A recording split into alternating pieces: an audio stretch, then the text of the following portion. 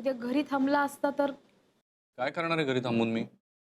उगीच उद्या आपल्या लग्नाचा वाढदिवस आहे.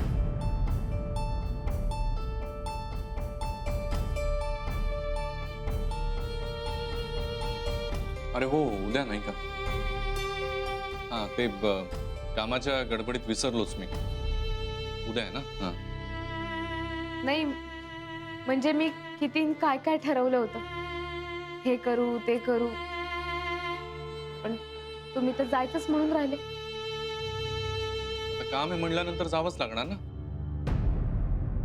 आणि महत्वाची कॉन्फरन्स आहे, त्यात प्रमोशन मिळाल्यापासून जबाबदाऱ्या वाढल्यात माझ्या. आता चेहरा पाडून काय बसतेस? हा, झाली ना 8 वर्ष झाली, सेलिब्रेट करतोच आहे आपण. 1 वर्ष न केल्याने काय फरक पडणार आहे? लग्न जुनं झालं आता. लग्न जुनं झालं म्हणून नातं जुनं होऊन जाते का? मला तर वाटतं दरवर्षी आपल्या लग्नाचा वाढदिवस साजरा करावा. हो, पण दरवर्षी शक्य होईलच असं नाही ना. पण ठीक आहे, करू साजरा आपण. पण मी आल्यानंतर. उद्या नाही शक्य होणार. पाणी दे.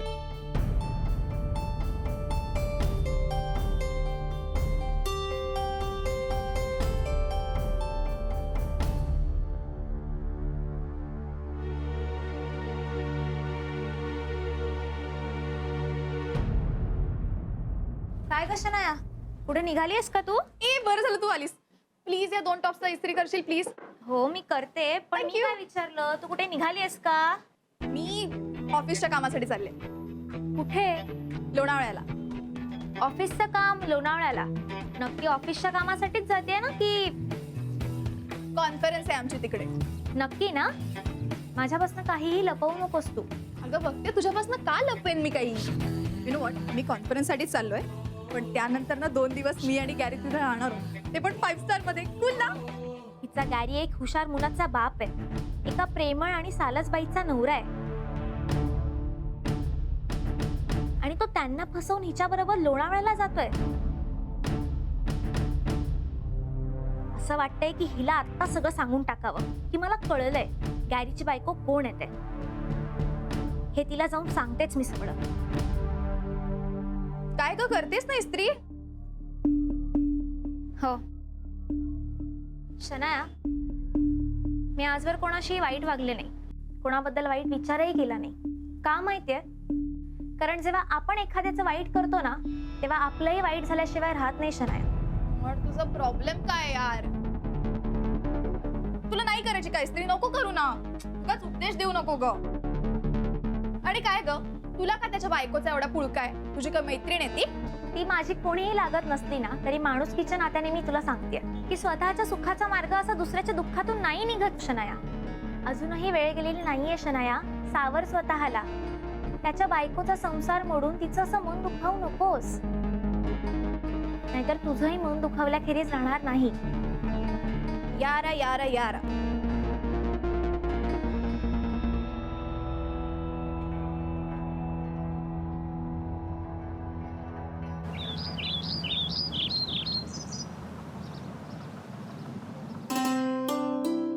आई काय करते यार? हे बाबांचं औक्षण करायचंय ना? म्हणजे बाबांना आज वाढदिवस आहे. नाही, आज आमच्या लग्नाचा वाढदिवस आहे ना.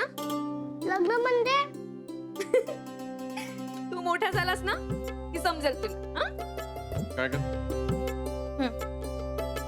अहो थांबा. काय करतेस? अहो पूर्व पश्चिम. हा? औक्षण करायचं ना तुमचं. बसा. काय करायचंय असं काही करायची? असं कसं? कायचे काय बोलता तुम्ही तर?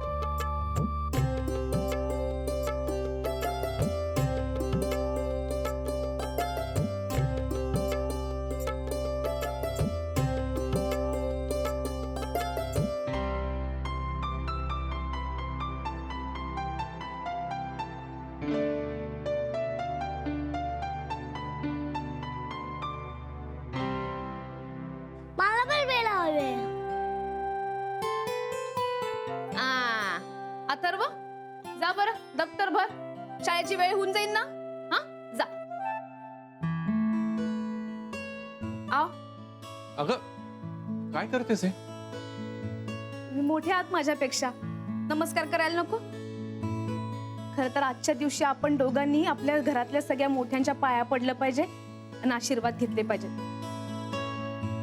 पण आपल्या घरातले सगळे मोठे आहेत नागपूरला, मग काय करणार. चहा दे.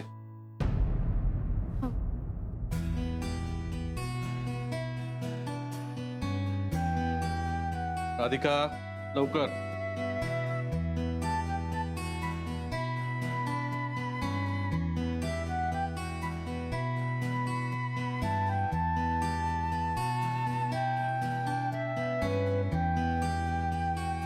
आव,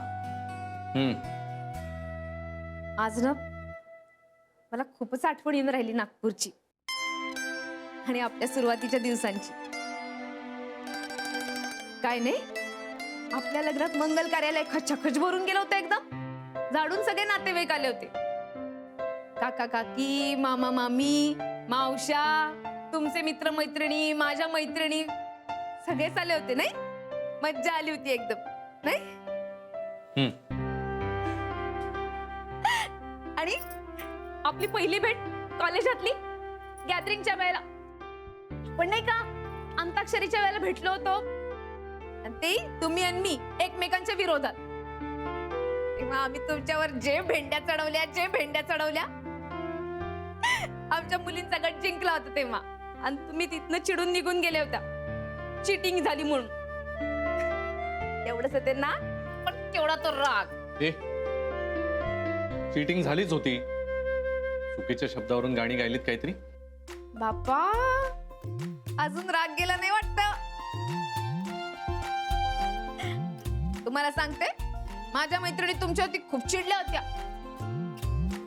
पण खरं सांगू, मी नव्हते चिडले. मला तर तुम्ही खूपच आवडून गेला होतात, मला माहितीये. पण तुम्ही आता कबूल करायचे नाही. पण तुम्हालाही मी आवडून गेले होते, हो ना. आणि तुम्ही लिहिलेलं ते पत्र, ते अजूनही माझ्याकडे. काय तो म्हणे, प्रिय राधिका, आजकाल माझ्या मनावर तूच वार असतेस. मी जेव्हा पहिल्यांदा वाचलं ना, ते लाजेनं चूर झाले होते. तेव्हा काही मॅच्युरिटी असते का आपल्याला? आपल्याला कुठे कळत असतो काय करतोय, नाही का. हा, जाऊ द्या आता पलटू नका. प्रेमपत्र लिहायचं बरं कळत होतं तुम्हाला. चांगलं 4 वर्ष चालू होतं आपलं, आणि जेव्हा माझ्या भावाला कळलं तेव्हा कशी सटारली होती तुमची. तो कॉलेजमध्ये येणार म्हटल्यावर तुम्ही कॉलेजमधून पळून गेले होते. पळून बिळून काही गेलो नव्हता. हा, तुझ्या भावाला नाही अक्कल. काहीतरी तमाशे केले असते कॉलेजमध्ये, म्हणून म्हणलं आपणच गप्प राहावं. पळून गेलो म्हणून.